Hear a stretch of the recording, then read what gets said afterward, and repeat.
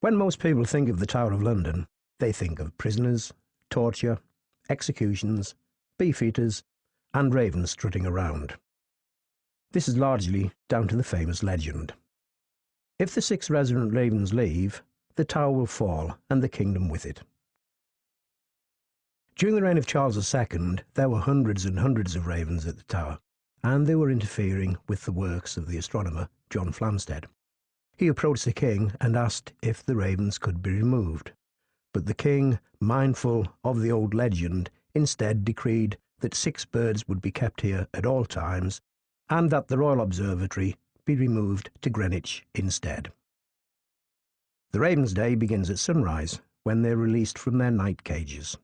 The tower is quiet at this time, before the visitors arrive, and for a few hours they take over the place, kings of the castle.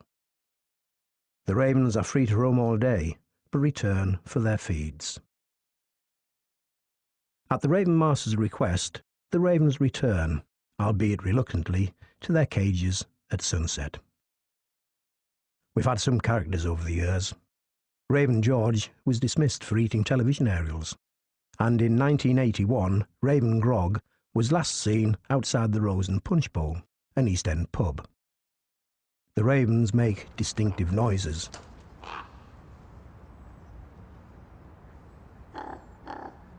The Raven Master's job is to feed them, doctor them when they're ill, and counsel them when they're stressed.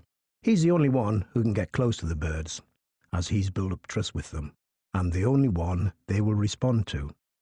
There are 9 ravens at the tower today, the required 6, plus a few spares. These birds are the largest members of the genus Corvus, the crow family. In the wild, ravens typically live to 10, 15 years. But the oldest raven to live at the tower was called Jim Crow, who died at the age of 44. The ravens eat 170 grams of raw meat a day, plus bird biscuits soaked in blood. Once a week, they enjoy an egg. Ravens have amongst the largest brains of any bird species.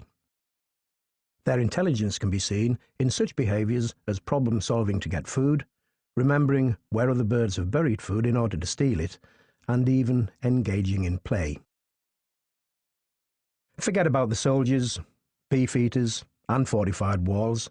Legend or not, the ravens have a very strong claim to being the true guardians of the Tower and London, and therefore the whole kingdom.